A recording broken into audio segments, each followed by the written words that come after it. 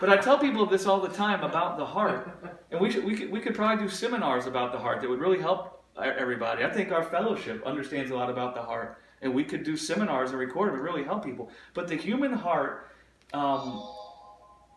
it is the easiest for the human heart to retain beliefs in a place of elated emotion, whether joy or pain. Right. And so whenever our hearts are in a heightened level of pain or a heightened level of joy, beliefs get really rooted in there because we feel something in our bodies, right?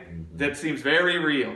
And then a belief gets into our heart, right? And so we want to recognize that many of the times when we experience trauma, the enemy was right there trying to tell us things about what it meant, right? About us, about our lives, about God, about people.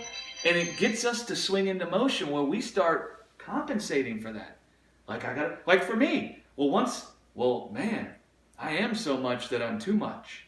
And so what I started doing was cowering away from people. Quiet. See, I was trying to compensate. I took on a belief and it started shaping my life. Right? I didn't know that what was happening, right? And it happens to us and we don't know, right? But we're not condemned to that. We can be set free in Jesus. We can be set free from trying to compensate for the trauma we felt. We can be set free knowing the truth, but then also knowing that God is the shepherd of our souls.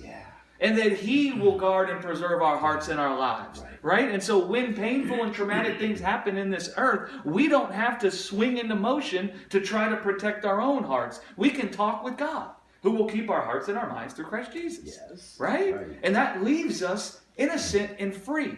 Instead of carrying a big baggage of trauma where we're all the time trying to navigate our lives from the eyes of pain and hurt and trauma, etc., etc., etc. Right? And that's really, if you want to use biblical terms, living in offense. Because offense doesn't just mean what we think. We think offense means, well, I'm angry with somebody because they did something bad to me and now I'm angry. But offense means to stumble at the truth about something. Well, listen, guys, the world has come to all of us to try to get us to stumble at the truth. That's right. About something concerning us and God. So that it can shape our lives with fear, shame, right? Laboring and toiling. Right? Defense mechanisms, right? Where we do certain things trying to guard against, right? Instead of just being free to be ourselves, right? Right. Does that make sense? Yeah. We don't have to carry that, right? No. And we can't get rid of it ourselves, but we can recognize we don't have to carry that, and we can start talking with God about the truth about our lives, right? We can engage God, right? Listen, I engaged God about the intensity thing. I thought I was set free. When I came back here and got up on stage, what do you know? The first time anybody said anything about my preaching wasn't good or bad, but you know what they said? I'm real intense. And you know what freaking happened to me when I heard that? Ding, ding, ding, ding, ding. Get me the hell out of here. Oh my God, I got to get away. That's the first thing I thought. Oh, wow. Right? Now, instead of me trying to save myself from that, I started talking with God. And it was an ongoing conversation, right? And He started working that thing out of me, right? And it was a process. I just kept talking with God. Every time I felt moved, I kept talking with God. Every time I felt pressed in on, I talked with God. Every time I felt scared, every time I felt frustrated, every time I thought, what the hell's wrong with me? I talked with God. And little did I know, through me experiencing that pain, remember I talked a second ago about how when we experience pain, our heart is more wide open for a belief. Yes. Little did I know, as that pain was resurfacing and I was being triggered again, it was actually a good thing. Because now my heart was wide open again. And I started talking with God this time about the pain I felt, instead of going to myself. And what was happening, unbeknownst to me, I see now, is He was plucking it out. That same trigger was opening my heart wide open. Lord, what's going on? But now I knew Abba. And so now, instead of trying to protect my own heart and keep myself from the pain, I started going to Him. And you know what happened? My heart was wide open, and He started ministering to my heart in a place of pain. You know what ended up happening? It plucked that thing out. Right? It plucked it out. It plucked it out. And so... But it's a gift. You don't need to know the dynamics of what I just said Right. for it to work for Yes, you. right. I'm describing it to give you eyes to see. Mm-hmm. All you really need to know is that when you're in the place of pain, God is your Savior. Mm-hmm. And He loves you so much. And what'll start happening is in the place of pain, your heart begins going to Him the first thing. Yep. The first thing. And you don't need to understand everything I just said. What I just said will happen to you, though, as you begin going to Him, going to Him, going to Him. It could be anything. It could be stress about money. It could be stress about job. It could be stress about health. It could be stress about anything. As you're going to God, that stuff will be plucked out.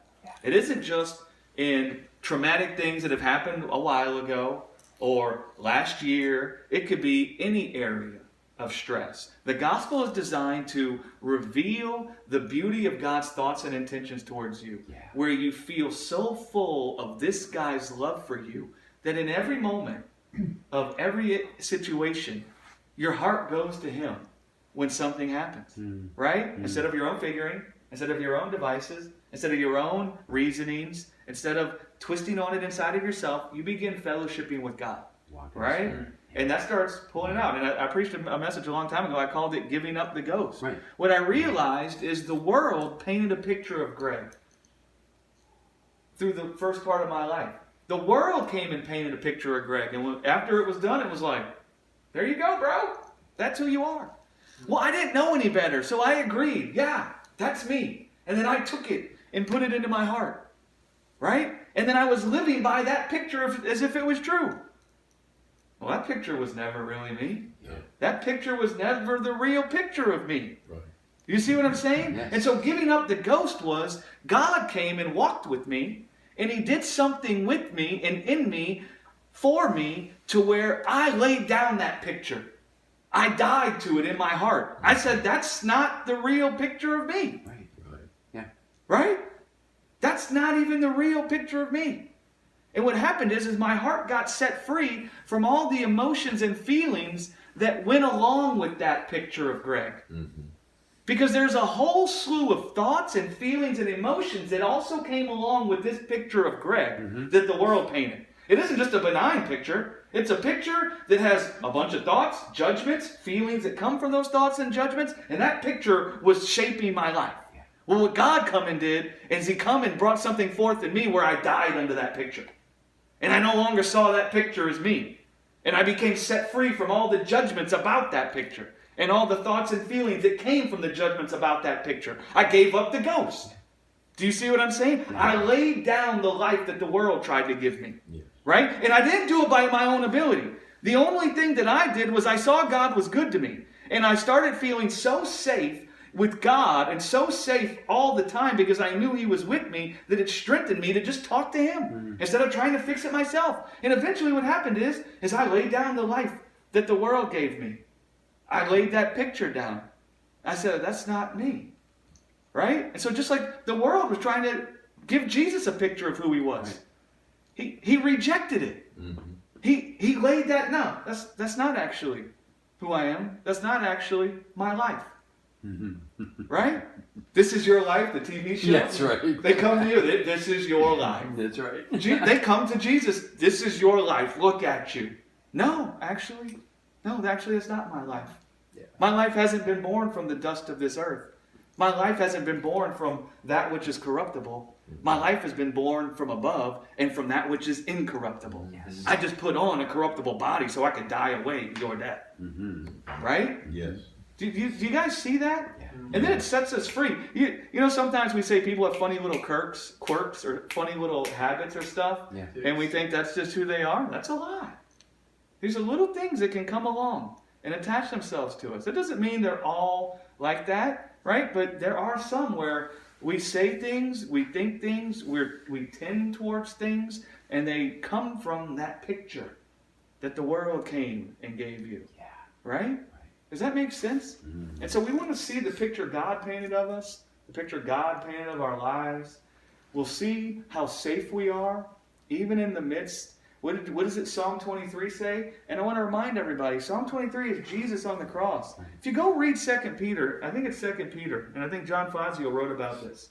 It says a profound thing about Jesus when He was suffering with death. It says that he looked to the shepherd of his soul. Talk about the Father. Well, what does Psalm 23 start off with? The Lord is my shepherd. So, Jesus, in the place of the world coming to him and saying, this is who you are. This is your life. He looked to the shepherd of his soul, Abba. But notice what it says there. Yea, though I walk through the valley of the shadow of death, I fear no evil. He had a revelation of God that in the midst of all pain, in the midst of all, what the hell, man? In the midst of all confusion, in the midst of feeling everything in this universe is coming at me right now, telling me I'm not as I ought to be, and I lack God, and I lack everything that's good. In that place, he had such a revelation of God that it put him to rest. He knew God was with him, and he knew God was there, and he knew the answer is, let me talk with God about these things I'm feeling. He's the shepherd of my soul. And instead of trying to analyze it or twist on it and figure it out himself, he began talking with God. And God sorted out the thoughts and intents of his heart. And he found himself, before it was all over, thinking, my cup runneth over. Amazing. Right? Yeah. Right. And it caused his heart to lay down the life that the world was giving him or offering him. He laid it down. Right? And then what happened after he laid down the life the world wanted to give him? He was raised in a physical body unto the life that he had from the Father in the beginning. Right. That thing happens in our hearts. God's trying to bring something about in our hearts where we give up the ghost. We lay down the life that the world has come and tried to create us in the image of. Yeah. And when that happens in our hearts, we experience a profound resurrection unto the life and the image that God has created of us when he raised Jesus from the dead. Do you see? And then we start living from the image that God created us in when he raised Jesus from the dead. We start beholding that image and we start saying, that's my life. That's who I am. And then we find all those judgments giving birth to thoughts and feelings inside of us and strengthening us in the inner man and causing us to be more than conquerors, like Paul said. Mm-hmm. Right? Yeah.